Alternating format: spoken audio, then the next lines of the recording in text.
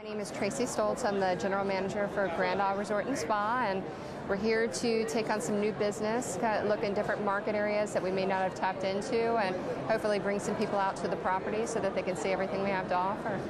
And which markets do you think you haven't tapped into? Which markets would you like to tap into going forward to 2008? Well, we would really like to see a lot more of the European markets in general. We haven't really ventured into that. We're a relatively new resort, only open for about 3 years. So it's now time for us to venture into that area, and we're looking forward to it. We actually have had great interest for our guests in the European market. So it'd be nice to actually have some operators to assist us in that area.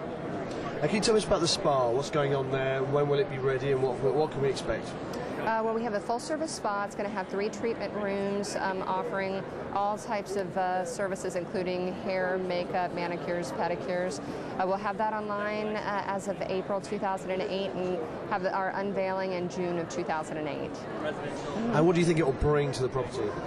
I think it's just going to bring the convenience of having that available. I mean, there is that quiet serenity in Exuma overall, and I think just having that at their fingertips is going to make it that much more of an appealing property.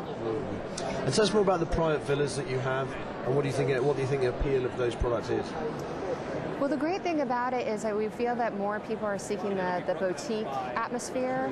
So we provide basically the feeling of being in your own home while still receiving all the resort services. So you're basically living in accommodations up to 4,000 square feet.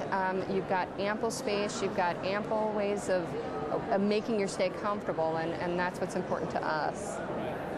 And do you think there's a lot of potential for that product in the market?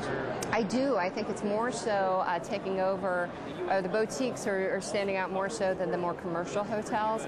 I think people are looking for that personal touch, and when you go to a resort and every employee knows your name, you know, that says something about the property. So people want to pay for that personal touch, I think. And what do you see as the major challenges for the property going forward in 2008? I think it's going to be a matter of flights. You know, we are really an untouched island. We don't have those bigger airlines coming in, and that is a factor.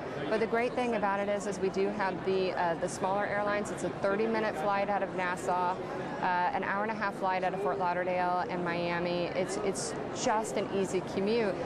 The challenge for us is getting those bigger airlines and bringing more guests out to see what we have to offer.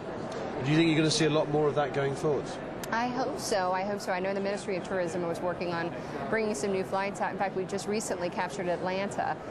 So we have the Delta flight now coming out on a regular basis as well, which has been just a fantastic addition. And like you say, you're focusing more on Europe. How do you plan to do that going forwards? Well, right now, our hope is that with the flights coming out of the European markets into Nassau, that they'll just take the island hopper, which is on Sky Bahamas or Bahamas Air, and actually just come over to our island. That flight comes in about 3 to 4 times daily, so it's actually a pretty regular flight.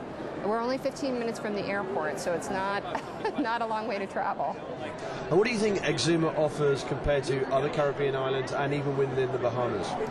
You know, I think if you want a true glimpse of what the Bahamas has to offer, you need to come to Exuma. I mean, we're the island that on the way to the airport, if you have to stop and get gas, you know, you have an 80-year-old woman with no shoes on, you know, in a dirt lot pumping your gas for you, and she's been doing that for the past 80 years. So you don't see those things in the bigger islands. It's that quaintness, and not to mention when you drive down the road or when you fly in, you don't see anything but turquoise anywhere you look. So there's not one place that you glimpse that you don't have those views of the ocean.